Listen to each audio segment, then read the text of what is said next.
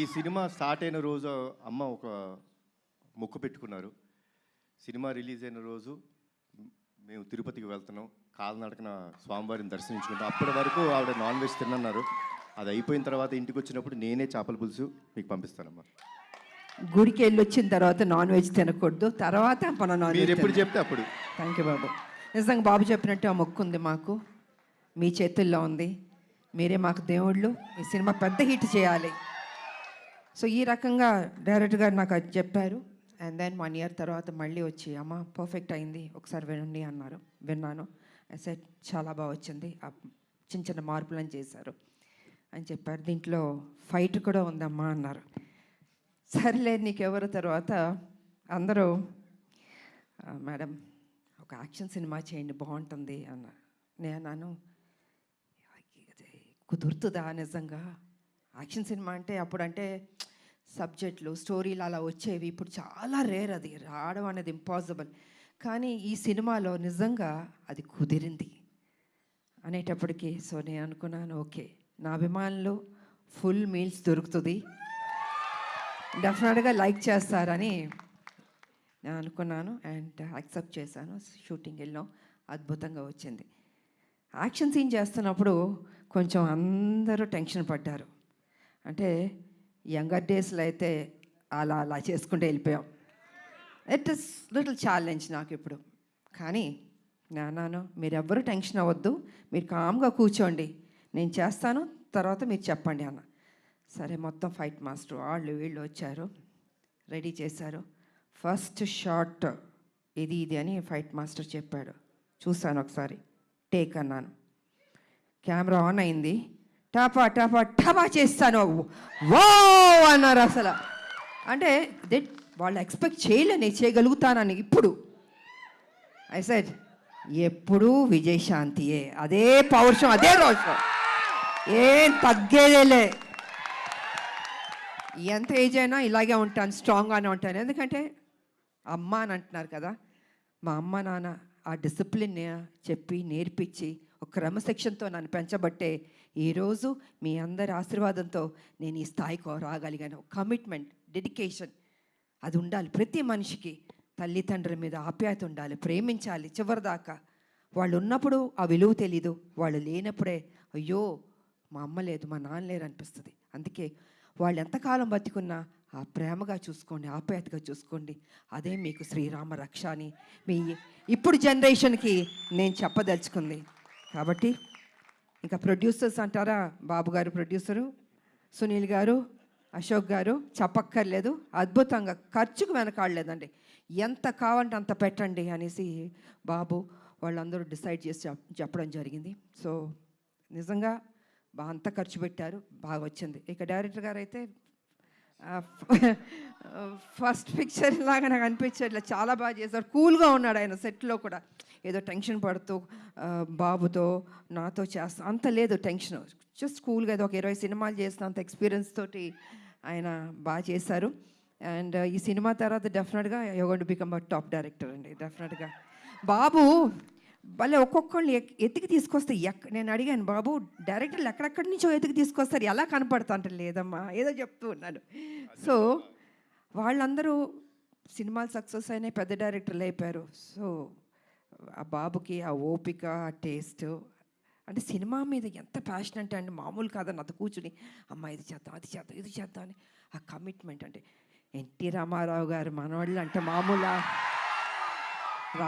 రామారావు గారు నేర్పించిన ఆ డెడికేషన్, సిన్సియారిటీ, అసలు క్రమశిక్షణ నిజంగా ఈ జనరేషన్లో కూడా ఇలా ఉండడం అన్నది నాకే షాక్ అనిపించింది. సో బాబు ఎప్పుడు ఇలా ఉండాలి, హ్యాపీగా ఉండాలి, మంచి మంచి సినిమాలు చేయాలి.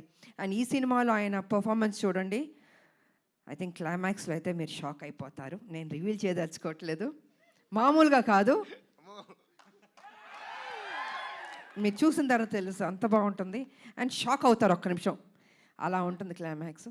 సో అండ్ ఇంకా చెప్పడానికి ఏం లేదు, అన్నీ చెప్పేశాను నేను.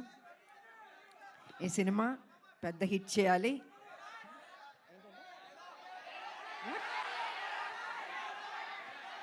వినపడలేదు ఏంటంటే డైలాగా అన్నీ రివీల్ చేసేస్తా అలా. మీరు టీజర్ చూశారు, మీ అంటే ఆతృత ఎక్కువ ఉంది, చెప్పాలి, వినాలి, చూసేయాలి అని ఉంది. సో చూడండి, త్వరలో రిలీజ్ అవ్వబోతుంది. డెఫినెట్గా మీకు నచ్చుతుంది అని నేను తెలియజేసుకుంటూ, మరి మీ అందరికీ నాకు ఈ ఆపర్చునిటీ ఇచ్చినందుకు ధన్యవాదాలు తెలియజేసుకుంటున్నాను. అందరికీ థ్యాంక్ యూ.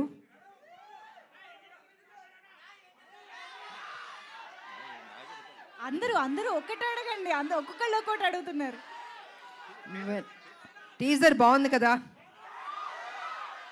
ఈ ఉత్సాహం సినిమా మీద కూడా చూపించండి, అదర కొట్టండి, బ్లాక్ బస్టర్ హిట్ ఇవ్వండి. Thank you so much. Media సోదరులు వచ్చినందుకు కూడా thank you so much. Thank you.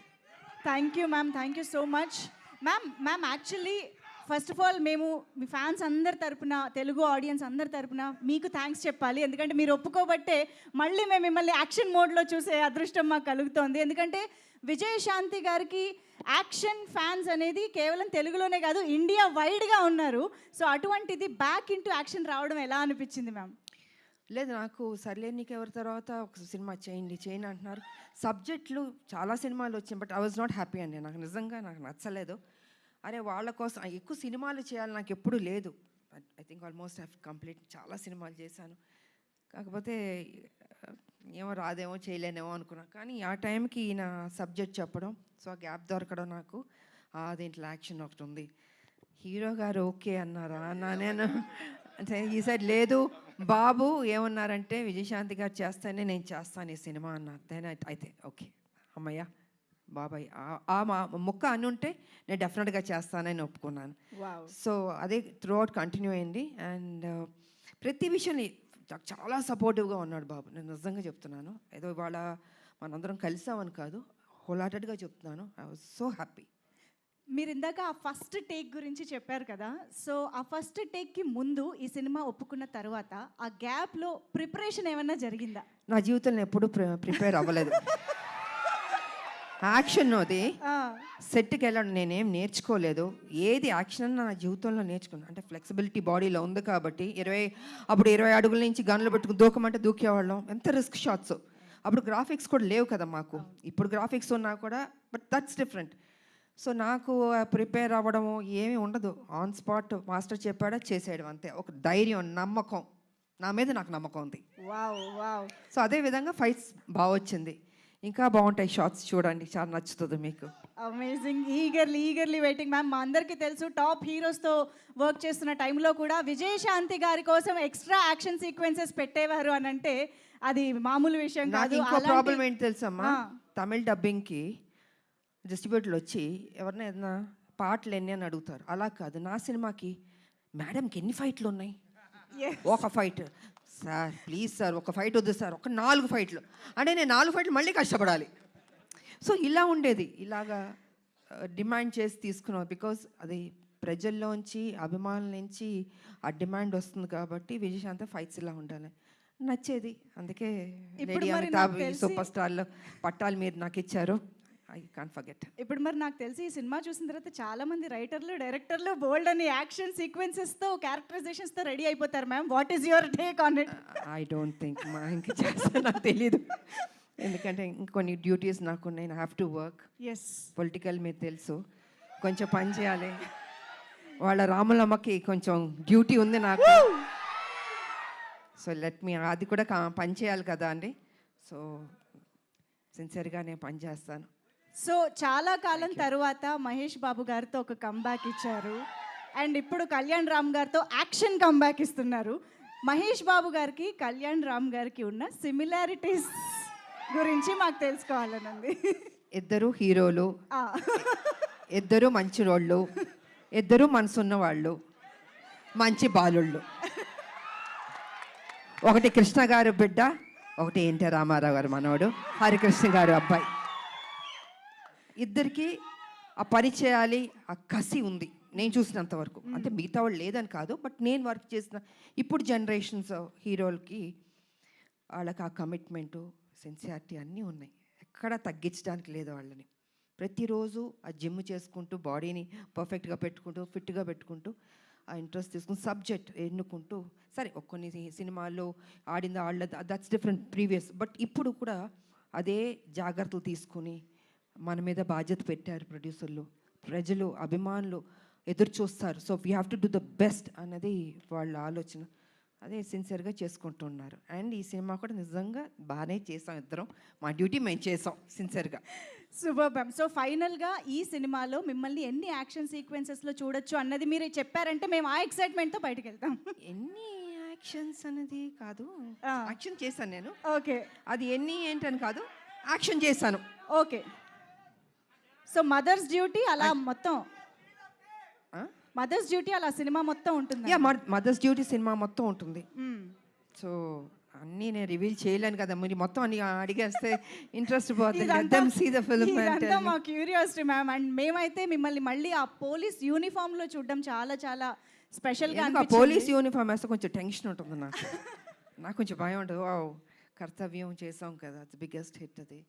So ఈ సినిమా చేస్తున్నాం, దానికి తీసుకున్న జాగ్రత్తలు, ఇంకా ఎక్సర్సైజు, డైట్ అసలు మామూలు కాదు. నన్ను హింస పెట్టేశారు వీళ్ళు అయితే. సంవత్సరంన్నర ఐ హ్యావ్ టు మెయింటైన్, నా బాడీ మెయింటైన్ చేయాలి అది. So I think I did my best. Amazing ma'am. Thank you so much for everything. మాకు ఎన్ని మెమరీస్ ఇచ్చారో తెలుగు సినిమా ప్రేక్షకులకి అసలు లెక్కే లేదు.